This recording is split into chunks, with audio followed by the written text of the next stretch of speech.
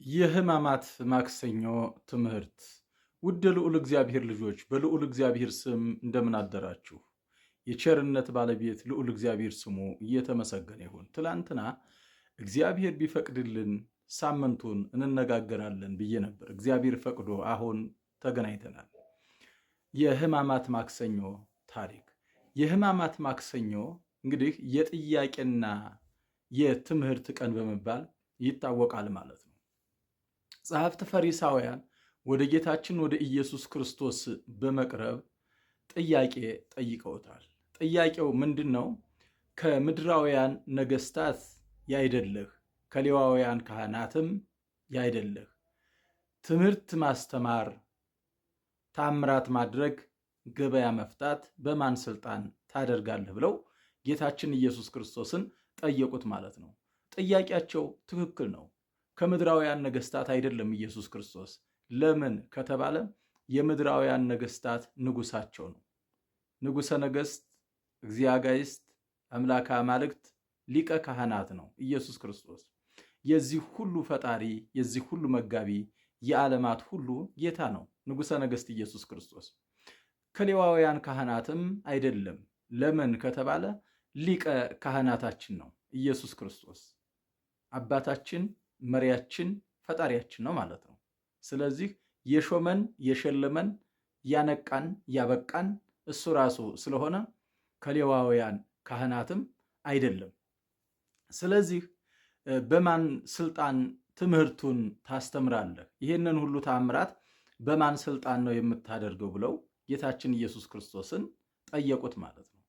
የመጡበትን ተንኮል ያውቃል። ምክንያቱም አሁን ተራው ሕዝብ ቢሆን ኑሮ ጌታችን ኢየሱስ ክርስቶስ መሆኑን ላይረዳ ይችላል። ጸሐፍት ፈሪሳውያን ግን ትንቢት የተነገረለት ሱባኤ የተቆጠረለት ወልደ አብ ወልደ ማርያም ኢየሱስ ክርስቶስ መሆኑ ጠፍቷቸው አይደለም። የምቀኝነቱ ጉዳይ ኦሪት ታልፍብናለች፣ የበዓል ዶሮ የጦም ቆሎ ይቀርብናል ማለታቸው ነው እንጂ ምቀኝነታቸው ነው እንጂ ጠፍቷቸው እንዳልሆነ ስለሚያውቅ ጥያቄውን በጥያቄ ነው የመለሰው ማለት ነው። እንግዲህ ጥያቄ ለጠየቀ ሁሉ መልስ አይሰጠው። ምክንያቱም ጥያቄ የሚጠይቅ ሰው ሁሉም ጤነኛ አይደለም። አንዳንዶቹ ተጠያቂውን ለመለካት ይጠይቃሉ። ሌሎቹ ደግሞ የጥያቄውን መልስ እያወቁት ተጠያቂውን ለማሸማቀቅ የሚጠይቁ አሉ። ሌሎቹ ደግሞ ሰዎች እንደ ይህን ያህል የተራቀቁ ናቸው ይበሉን ብለው እንዴት ይህን ያህል ጥያቄ እንዴት ይህን የሚመስል ጥያቄ አነሱ ይሉናል ብለው ዝም ብለው መርግም ያህል ጥያቄ የሚያነሱ ሰዎችም አሉ። ጌታችን ኢየሱስ ክርስቶስ ደግሞ የልብና የኩላሊት መርማሪና ገዥ ፈጣሪ ስለሆነ የልባቸውን ስለሚያውቅባቸው ምን አላቸው? እኔም አንድ ጥያቄ እጠይቃችኋለሁ። ያንን ጥያቄ ከመለሳችሁልኝ እኔም ይሄንን ጥያቄ መለስላችኋለሁ። ለመሆኑ የዮሐንስ ጥምቀት ከሰማይ ናት ወይስ ከምድር ብሎ ጠየቃቸው።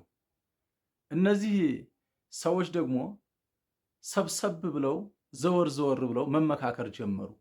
ከሰማይ ነው ብንል ለምንድን ነው ያላመናችሁበት ይለናል።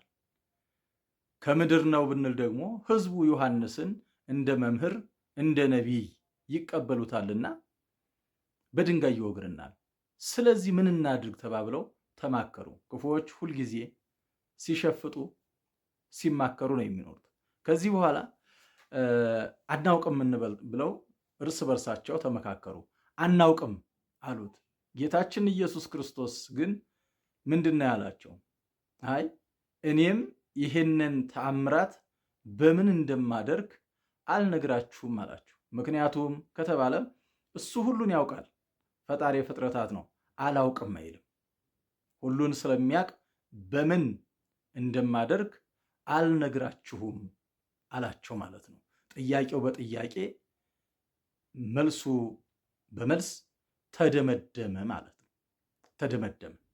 ስለዚህ ጌታችን ይህንን ካላቸው በኋላ የትምህርት ቀን ነው የተባለው ምንድን ነው ከተባለ ለአንድ ሰው 2 ልጆች ነበሩት አለ። አንድ ሰው የተባለ እንግዲህ ፈጣሪ የፍጥረታት እግዚአብሔር ነው። 2 ልጆች ነበሩት። ታላቁን ልጅ ሂድና ወይኔን ጠብቅ አለው ይላል። የማቴዎስ ወንጌል ምዕራፍ 21 ከቁጥር 27 እስከ 33 ያለው ነው። ሁለቱም ትምህርት የጥያቄውም የትምህርቱም ትምህርት ማለት ነው። ስለዚህ የመጀመሪያውን ልጅ ወይም ትልቁን ልጅ ምን አለው? ሂድና ወይኔን ጠብቅ አለው። እሺ ብሎት ቀረ፣ አልሄድም አለ። ሁለተኛውን ልጅ ደግሞ ሂድና ወይኔን ጠብቅ አለው።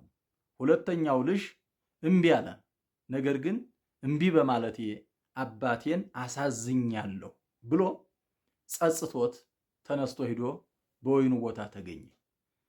ከነዚህ ከሁለቱ ልጆች የአባቱን ፈቃድ ያደረገው የትኛው ነው ብሎ ጠየቃቸው ጌታችን ኢየሱስ ክርስቶስ። የመጀመሪያው ታላቁማ አፌዘበት ወይም ደግሞ ዘበተበት። ሁለተኛው ነው እንጂ እምቢ ብሎ የሄደው ነው እንጂ አሉት። ጌታችን ኢየሱስ ክርስቶስም እንዲህ አለ፣ ወደ እግዚአብሔር መንግሥት በመግባት ጋለሞቶች ይቀድሟችኋል፣ ወይም ደግሞ ሴተኛ ዳሪዎች ይቀድሟችኋል፣ ወይም አመንዝራዎችና ኃጢአተኞች ይቀድሟችኋል። በቤቱ ውስጥ አለን ብላችሁ ሳትኖሩ፣ እንሰማለን ብላችሁ ሳትሰሙ፣ እናደርጋለን ብላችሁ ሳታደርጉ፣ በቤቱ ውስጥ እየኖራችሁ ሳትኖሩ፣ በቤቱ ውስጥ ሳይኖሩ የሚኖሩ ግን ይቀድሟችኋል። በቤቱ ውስጥ የማይኖሩ እግዚአብሔርን የሚፈሩ፣ በቤቱ ውስጥ የማይኖሩ ለእግዚአብሔር የሚገዙ፣ በቤቱ ውስጥ እየኖሩ ደግሞ እግዚአብሔርን የማይፈሩ ለእግዚአብሔር የማይገዙ አሉና ስለዚህ ይቀድሟችኋል። የመጀመሪያ ልጅ የተባሉ ጸሐፍት ፈሪሳውያን ናቸው። ሁለተኛ ልጅ የተባሉት ደግሞ ኃጥአን መጸብሃን ናቸው። ጸሐፍት ፈሪሳውያን ሕጉን ተቀብለው በሕጉ አልኖሩም። ኃጥአን መጸብሃን ደግሞ ሕጉን አፍርሰው እንደገና በጌታችን በኢየሱስ ክርስቶስ አምነው ወደ ወንጌል የተቀላቀሉ ሰዎች ናቸው። ስለዚህ በቤቱ ውስጥ መኖርና በውጭ መኖር ሳይሆን ቁም ነገሩ በቤቱ ውስጥ እየኖርን ሕይወቱን ኑረነዋል ወይ? ከቤቱ ውጭ የሚኖሩ ሰዎችስ ሕይወቱን አልኖሩትም ወይ የሚለው ማን ነው? በቤቱ ውስጥ ያለው ነው ከቤቱ ውጭ ያለው ነው እግዚአብሔርን የሚፈራው የሚለውን ነገር ለማሳያ ነው ይህንን ትምህርት ያስተማረው ማለት ነው። እና ዛሬ ማክሰኞ ዕለት የጥያቄና መልስ ዕለት ይባላል፣ የትምህርት ዕለት ይባላል። ሰኞ፣ ማክሰኞ፣ ሮብ እንደገና ደግሞ ጌታችን ኢየሱስ ክርስቶስን አይሁድ እንዴት ይዘው እንደሚሰቅሉት የተማከሩበት የምክር ሳምንታት ስለሆነ እስከ ሮብ ድረስ ሮብ ምክራቸውን የደመደሙበት ነው። እግዚአብሔር ቢፈቅድና ቢቀድምልን ነገ ተገናኝተን እናወራበታለን ማለት ነው። ይሄ የምክክር ቀን ይባላል በሌላው ማለት ነው። የልዑል እግዚአብሔር ቸርነት፣ የእመቤታችን የቅድስት ድንግል ማርያም ምልጃና ጸሎት፣ የቅዱሳን ሁሉ አማላጅነት ከሁላችን ጋር ይሁን። ወስብሐት ለእግዚአብሔር። ይቆየን።